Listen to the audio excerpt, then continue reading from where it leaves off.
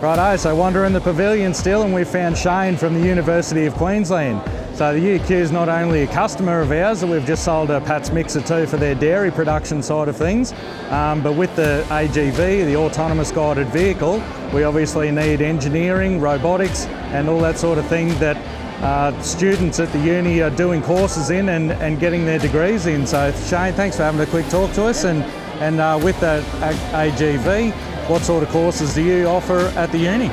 Yeah, so we have we have a Bachelor of Ag Science, and we have 3 majors, and one of them is, so we have animal science, horticulture and agronomy. So the animal science would be the one that some of your technology would have relevance to. Yeah. So we do the full range of courses, so we have animal nutrition, we have reproduction, genetics, anything to do with animal science gets covered by that particular program and major.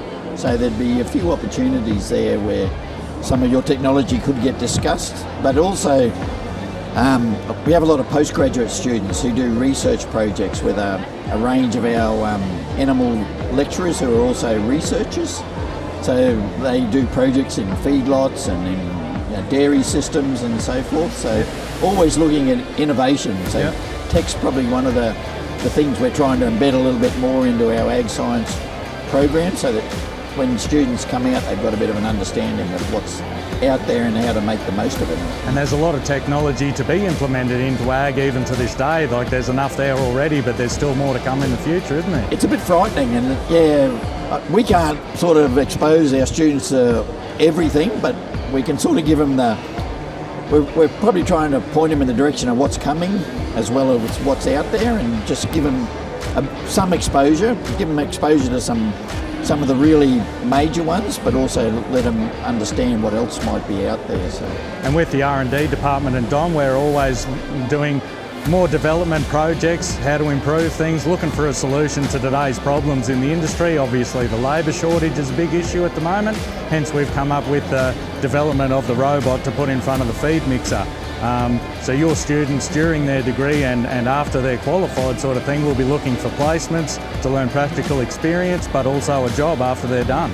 That's right, yeah. So in our degree we have an industrial placement option, so it's an elective, but students can go and do, I think it's something like 140 hours of industrial placement with organisations, so they can get a bit of that hands-on skills, and it's really attractive. I think last year we had 38 of our students went and did an industrial placement, which is really good. They can also just go and do work experience, so the uni offers, covers the insurance so that the organisation's not out if something goes wrong, so we encourage students to do work experience, but also research projects. That's one where we're really keen, because we want our postgraduate students particularly to be working on projects that have relevance in the industry.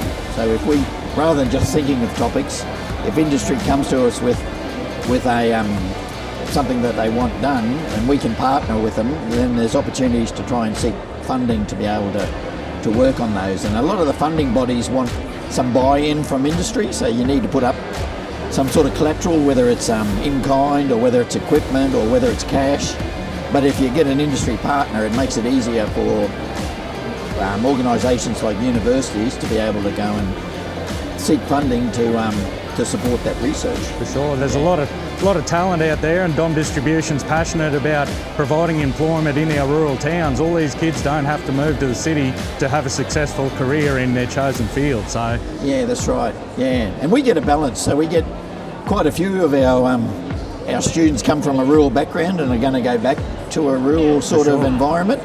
But we also get the ones who've come from the city, but then they're really keen to get out in a rural environment. And then we get some who like the city. So we get the whole spectrum, so to speak. So it's really good. No, that's great. Yeah. The bush is a great place to be, and if we can just provide all those opportunities for people to stay out there, we don't all need to live in the city to have a successful career in the future. So no, that's right. And our graduates, like I just saw last year's cohort come through, and the jobs that they've been able to secure, it's pretty amazing, and a lot of them in rural environments. So it's a good time for our graduates because there's plenty of jobs out there. They talk about 6 jobs for every graduate, so it's Yeah, we'd like to have more students coming through that we can help meet that demand. That's probably our biggest challenge from a university system, is to try and get more students coming through our system. Yep. And obviously you've got your booth here at Beef Week, talking to a lot of people, a lot of inquiry about the courses and everything that you can offer. Yeah, it's good, and like this morning I think we had 5 student groups, and each group had probably 15 to 20 students. So if we just convert a few of those, whether it's to come to UQ or another university, but to continue studies after school, that would certainly help address that issue of a shortage of labour in our agricultural industry. Yep, for sure. And we're all here focused on beef production and everything, so what's the best thing you found to eat here so far? Oh, I just had a very nice hamburger before, so there's no shortage. I was walking up there, I was spoilt for choice. Nah. I looked at the seafood one, but I thought, no, I'm in a beef week, so I better eat beef, so it was very good. For sure, no, there's some really good food trucks out there providing some good tucker, and yeah, beef is the best, so that's good. Anyway, Shane, thanks for having to talk to us quick here, and all the best at Beef. No, thank you.